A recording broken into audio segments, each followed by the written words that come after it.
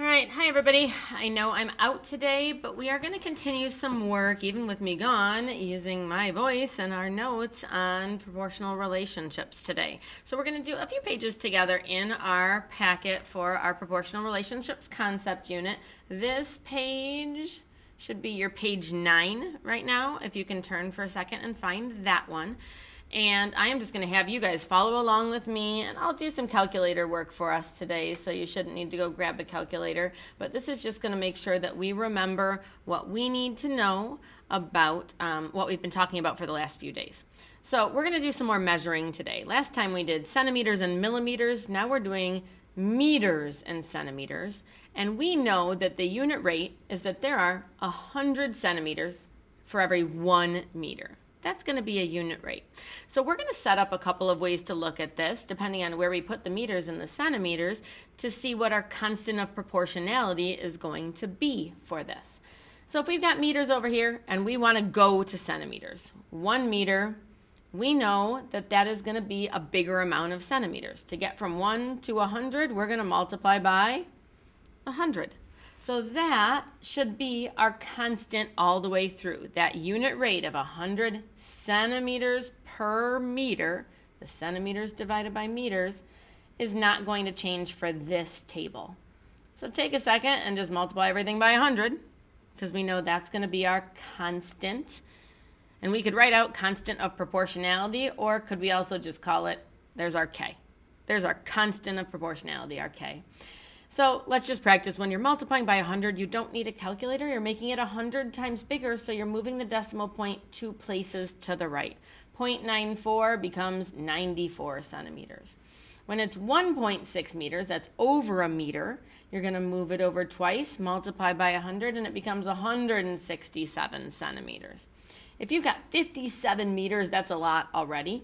Move it over twice, multiply by 100, you've got 5,724 centimeters. That's a lot.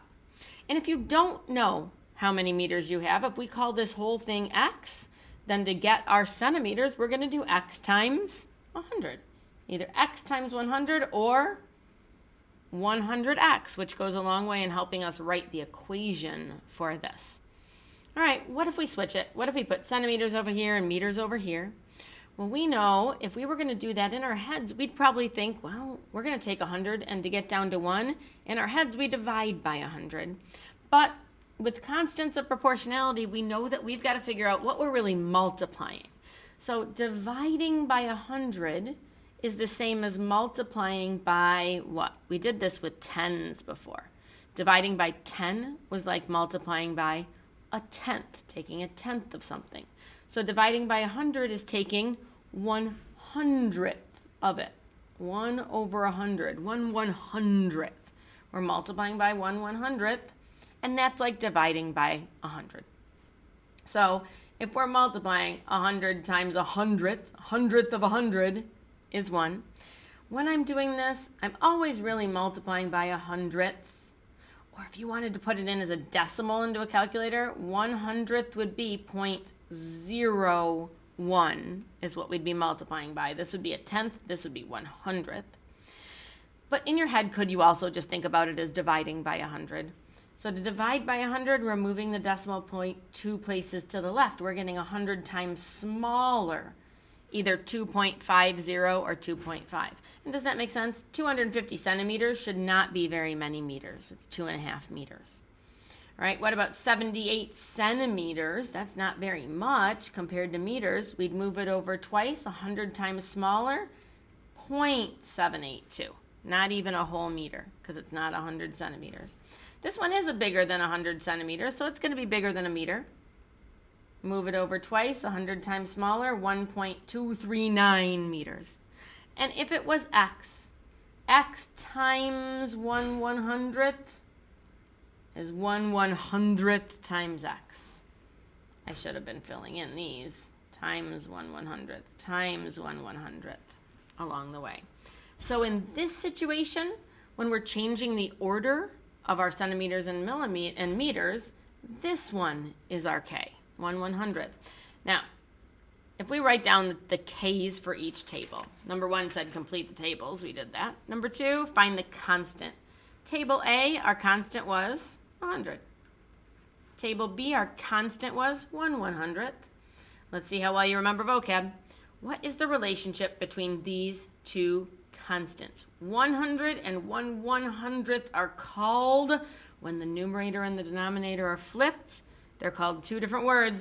The first one is reciprocals. They are reciprocals. Do you remember the other new 7th grade level term for this? Because when you multiply them together, you get 1. They're called, here's the long one, multiplicative or multiplicative inverses. So woohoo if you remembered that after we talked about it last time. And then the last thing we're going to do is make sure we can write an equation for each of these tables. So all we need to know for the equation is we need to know the constant of proportionality, because we know that it's always going to be y equals whatever the constant is times x. Y equals kx. So in table A, if we really look at the table, the y equals the constant 100 times x. And we could rewrite it lots of different ways. We could say x times 100 equals the y over here. Remember, we always call the first one x and the second column y. So we could write y equals 100 times x. Oops, I got to move that down for you. That's the most common way we'll see that written. Table B, y equals whatever the constant is times x. And in table B, what was the constant? 100. That's going to be our actual relationship, our actual equation for this proportional relationship. Okay, so far that was a quick review. Let's take a look at another page and see if we can use our knowledge to answer those questions. So let's see what page we're going to go to. Go ahead and flip to page 11. I'm going to skip 10. Let's go to page 11. This one's called concert ticket sales. Page 11, and let's use our knowledge of unit rates and proportional relationships to answer some questions about concert tickets. So no more measuring, no more traveling right now. Let's talk about concerts. Maybe you guys have been to them before, but concert tickets can get quite expensive depending on what kind of a concert you're going to. So a performer expects to sell 5,000 tickets for an upcoming concert. That must be kind of a small arena they're using. If you're talking about something like a big stadium filling that's going to be a lot more than 5,000. Like a U of M stadium, let's say somebody went there, that's 100,000 people can fit in there. So this might be a smaller arena.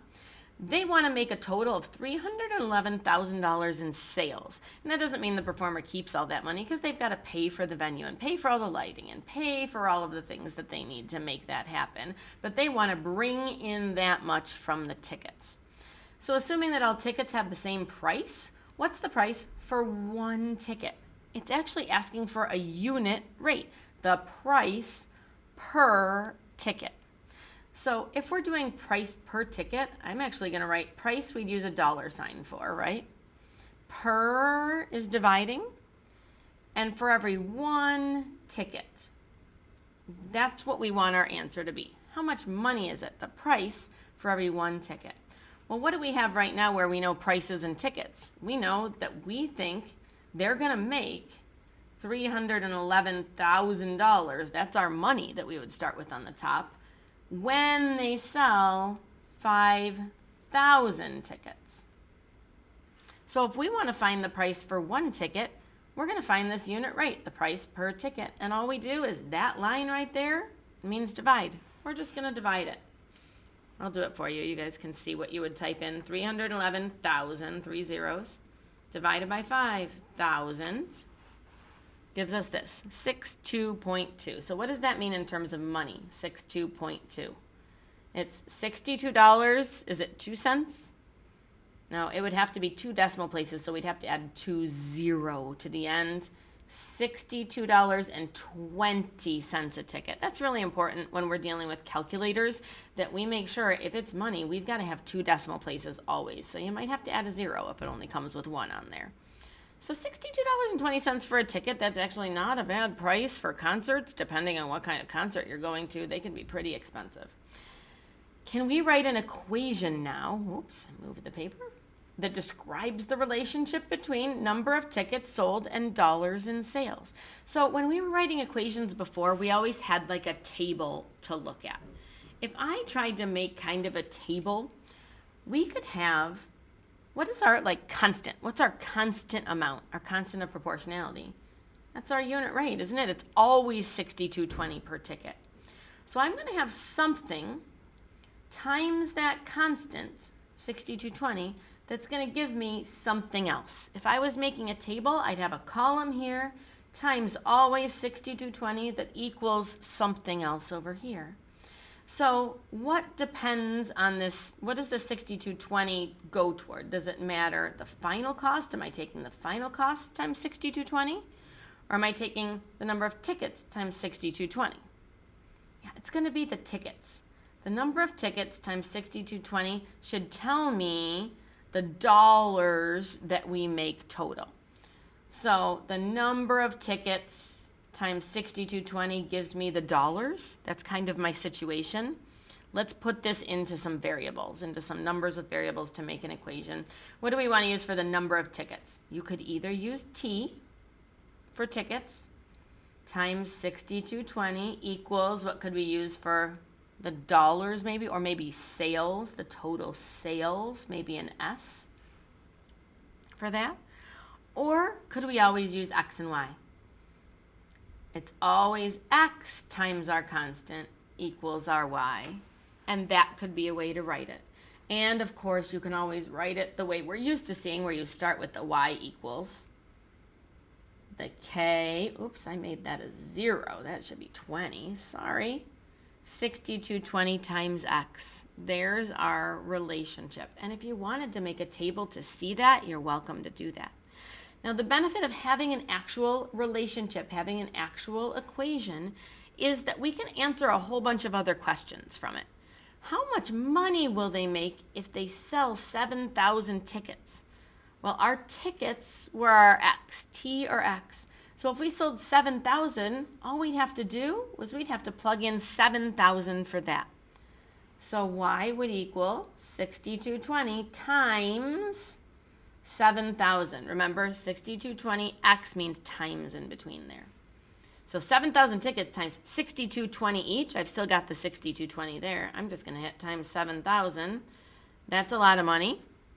Y would equal 435,400. And what does this stand for? We said it's going to be the money, so we need a dollar sign in front, maybe a comma to show that that's an amount of money right there, $435,000.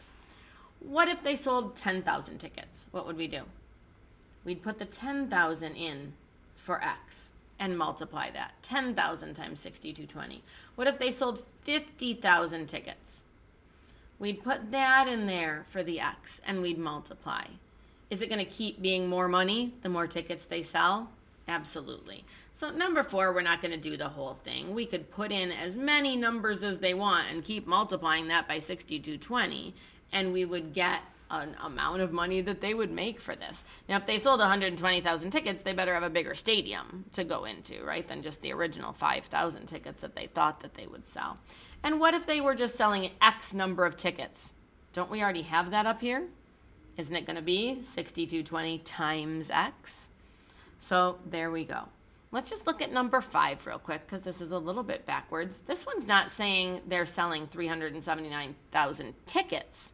This says if they make that much money, how many tickets have they sold?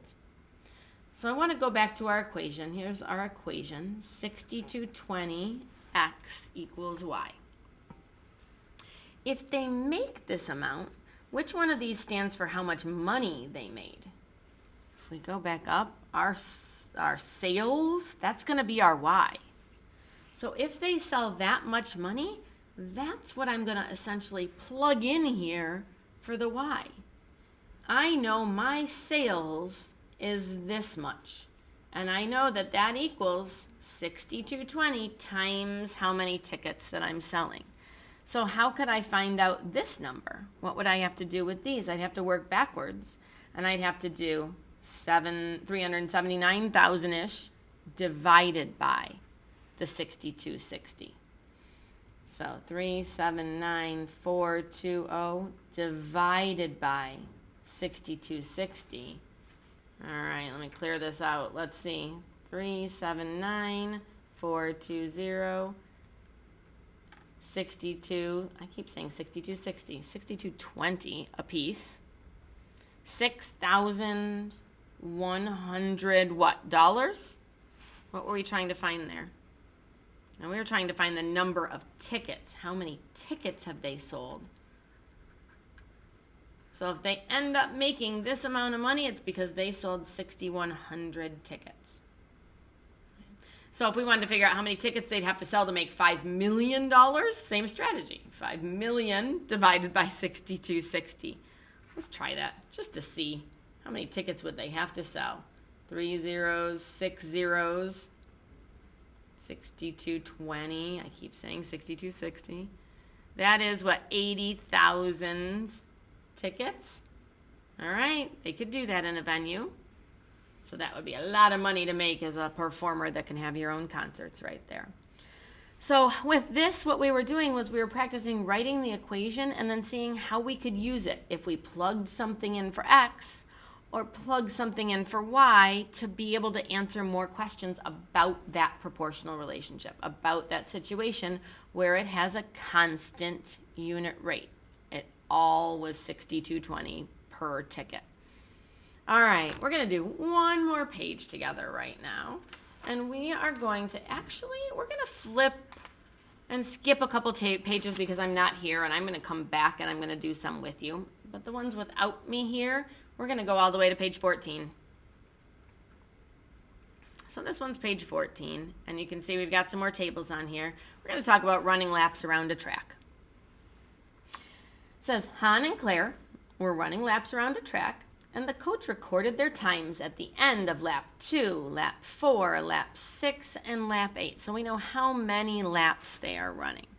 And we know how much time it took them to do those laps.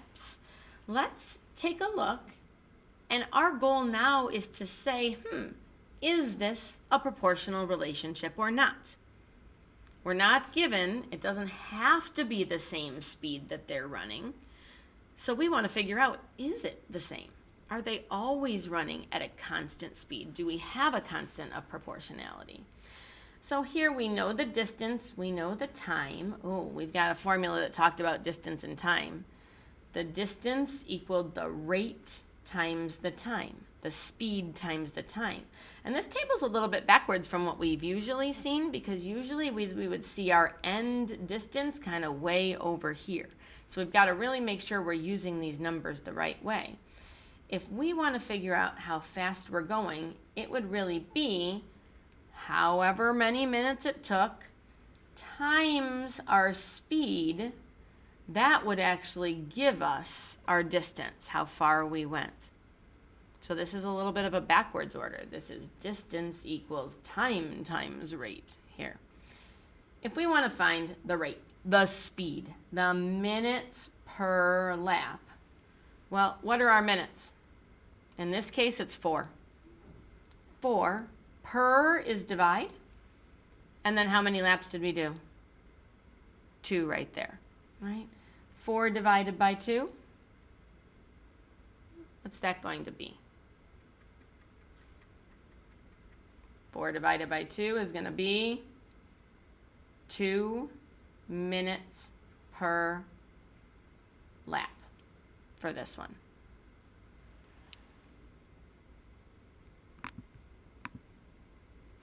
So looking at that one, 2 minutes per lap, that is definitely a unit rate.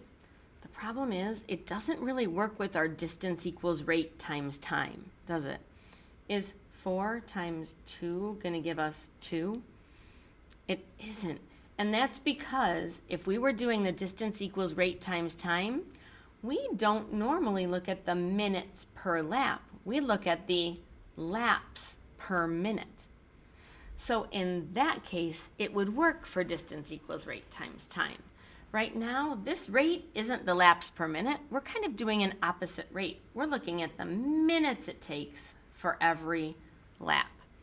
So with that in mind, I'm going to cross this out, but it is still a unit rate. It's just that we're kind of doing this backwards. So 2 minutes every lap, right, for this one? Is it the same minutes per lap for this one? Let's see. And Hans run. So at the end of these 4 laps, he went 9 minutes. It took him 9 minutes to do that. What is the minutes per lap? 9 divided by 4, what's that going to be? Is that going to be 2? 9 divided by 4. That's going to be 2.25 minutes per lap. Is that the same unit rate? No, it's not. Guys, if it's not the same unit rate, is it a constant unit rate? No. Is there a constant of proportionality? No. Let's see if any of these are the same or if any of these are different. The minutes per lap, 15 divided by 6. Let's see what that is. 15 divided by 6. 2.5 minutes per lap. So what's happening? It's taking longer per lap as he goes on. What do you think could be happening that it's taking longer per lap? Overall, he's probably slowing down. He's probably getting tired. This one, the minutes per lap, 23 minutes for 8 laps. Let's see what that becomes. 2.875 minutes per lap. So he's not going at a constant speed throughout this. So for Han, is there a proportional relationship between his distance and his time? No. And that's actually what number 1 is getting at. Is Han running at a constant pace? No. There's no constant because his minutes per lap are different. His minutes per lap, his rates are different. They are not constant. I'm going to put that in parentheses. Not constant because they're not a constant of proportionality. Let's look at Claire. Let's see if Claire did the same thing. Was she getting tired as she was going? Let's do her minutes per lap. So minutes, 5 minutes for 2 laps. Minutes per lap, 5 divided by 2. What's half of 5? Is that 2.5? Minutes per lap. 10 minutes and 4 laps. 10 divided by 4. Isn't that going to give us the same thing? 10 divided by 4, 2.5 minutes a lap. So she isn't slowing down yet. Let's keep going, though. We've got to make sure it's the same every time because she could be being pretty consistent and then slowing down way later. 15 divided by 6, is that going to be a constant right there? Yep, the same relationship, the same ratio. And then our last one to check, 20 divided by 8. 20 divided by 8 is going to be 2.5 minutes per lap. So she is staying consistent. Her constant of proportionality is 2.5 minutes a lap in this case. So in number 2, is Claire running at a constant pace? Absolutely. Let's move this up here. Yes, she has a constant minutes per lap. So in number 3, it says write an equation for the relationship between distance and time, in this case for anyone who's running at a constant pace. Does Han have a constant? No. So we cannot write a relationship. There is no proportional relationship for that. Not a constant, but Claire we can. So Claire's, we could say, what would this be? If this is our constant of proportionality right here, it's going to be our x, and this one's going to be our y, and this one is going to be our constant that we're multiplying by. 2 times 2.5 gives us 5, right? 4 times 2.5 gives us 10. So it's our x times our constant equals our y. Write that down. It's always x times our constant, or we could absolutely write y equals, and whatever the k is, times x. 2.5 times x. So this is the first time you've actually had to look at things and decide whether they were a proportional relationship or not, and we did that by finding the unit rates and seeing if they were constant, seeing if we had something that was all the same. All right, so you guys are going to do some practice right now where you actually are doing your first practice on your own that will be turned in and graded. And so I am going to let you get some more instructions on that right now.